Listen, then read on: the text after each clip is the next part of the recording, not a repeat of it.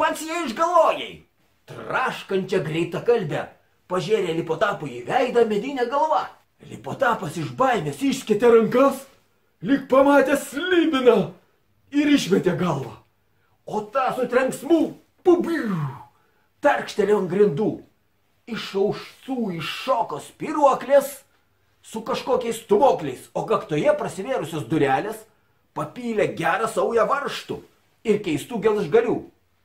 Labai atsiprašau, ponas, viršininkė, 1000. Nepažinau, puolė ant kelių susigėdęs Lipotapas, į saują šluodamas varžtelius ir tarptračius. Kaip negerai, kad negaliu prisiskambinti špinkeliui, visiškai neįsivaizduoju, kiek toje medinėje galvoje turėtų būti varžtelių. Man rodos, kad pusė jų nuo mano sudužusio laikrodžio. Murmėjo Lipotapas, pasidėjęs prisukamą galvą ant kelių ir liniuotę sukdamas varžtelius. Na, bent jau atrodo kaip buvusi. Atsiduso jis, sukimšęs viską į vidų. Jis keletą kartų stipriai suktelėjo raktą